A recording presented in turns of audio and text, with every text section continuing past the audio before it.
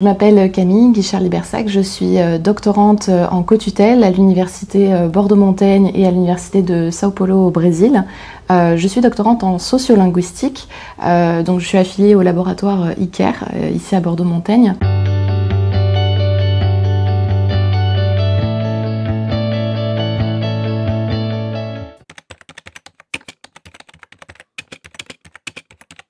Ma thématique de thèse, elle porte sur les identités trans. Donc en fait, je fais de l'analyse du discours et je regarde à travers les discours, les récits de vie des personnes concernées, l'impact des représentations sociales au moment du coming out, donc de ces personnes, du coming out trans. Donc en fait, je fais une analyse sémantique, à savoir quand les personnes font leur coming out, quel terme identitaire elles vont choisir pour minimiser l'impact social de ce coming out.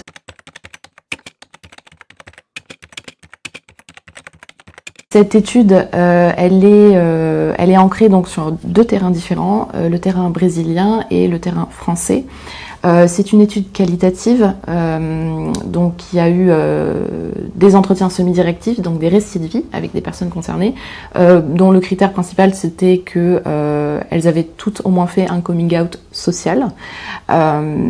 Donc j'ai rencontré des personnes au Brésil de toute identité de genre confondue, hommes, femmes et non-binaires pour donner une classification un peu plus générale, et en France également. Cette étude n'a pas une visée spécifiquement comparative, dans le sens où l'objectif c'est plutôt de montrer un panel de rapports à l'identité de genre très diversifié. Donc c'est pas tant les différences culturelles françaises et brésiliennes qui m'importent, c'est juste pour montrer une pluralité du rapport au genre à l'échelle individuelle. Il y a notamment une identité latino-américaine qui est là pour le coup qu'on peut mettre un petit peu en lumière, qui est l'identité travesti. C'est un mot qui, je le prononce en portugais parce que c'est un mot qui existe en français mais qui n'a pas du tout la même signification. Et au Brésil, c'est une identité politique, c'est une identité extrêmement forte et qui a, c'est elle qui a fait émerger les mouvements sociaux de genre et de sexualité, donc les mouvements LGBT finalement. C'est par eux que c'est parti pendant la dictature militaire. En France, c'est pas du tout le même, c'est pas émergé du tout de la même façon.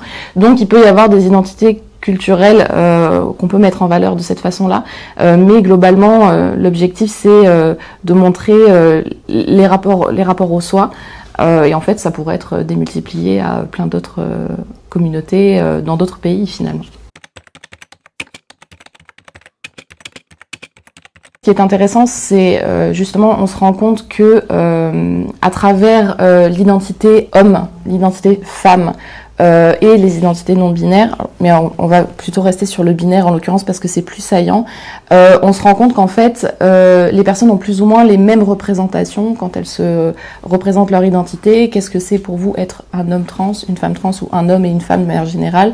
On se rend compte que peu importe que ce soit en France ou au Brésil, les représentations, elles sont forgées par les représentations de la société en général. Qu'est-ce que c'est être un homme, qu'est-ce que c'est être une femme?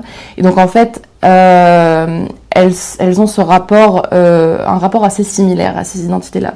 En revanche, ce qui change beaucoup, c'est plutôt l'écart générationnel. Pourquoi? Parce qu'en fait, dans ce que je regarde aussi, c'est l'impact de la catégorisation des transidentités. C'est-à-dire que transidentité, ce terme n'était pas utilisé. Avant, on parlait de transsexualisme, on a parlé de travestissement, et c'était des termes médicaux qui faisait partie donc du dictionnaire des maladies mentales. Donc en fait, il y avait une pathologisation de ces termes-là. Donc en fait, au fur et à mesure de l'évolution du droit et de l'évolution de la catégorisation médicale, et on va vers une dépathologisation, heureusement, de ces des transidentités, on se rend compte que les individus se reconnaissaient en fonction de cette catégorie.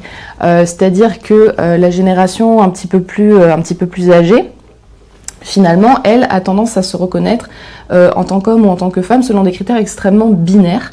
Les identités non binaires, d'ailleurs, sont très très peu représentées. passé une certaine tranche d'âge, ce qui veut dire que au début, pour pouvoir faire une transition de genre et donc faire un changement au niveau de l'état civil, il y avait un certain nombre d'étapes à passer pour aller jusqu'à une opération chirurgicale de réassignation sexuelle qui n'est plus du tout obligatoire aujourd'hui. Donc les personnes qui ont dû passer par ce process-là, finalement, reconnaissent leur identité en tant qu'homme ou que femme à travers également cette étape-là. Alors que les jeunes générations qui ont moins d'obligations pour faire ces changements-là, elles ne voient pas le genre de la même façon, c'est-à-dire que se représenter, s'identifier en tant qu'homme, en tant que femme, sans avoir fait d'opération, par exemple, c'est quelque chose qui est dans l'ordre des possibles, quoi. Et donc du coup, il y a un peu une fracture générationnelle aussi, mais qui poussait avant à dire voilà, je suis plutôt je suis plus trans, je suis le vrai trans ou moins trans que toi. Enfin bon, il y avait une espèce de hiérarchie comme ça. Et donc en fait, on se rend compte que voilà, la reconnaissance de ces identités-là impacte l'identité et le rapport au soi.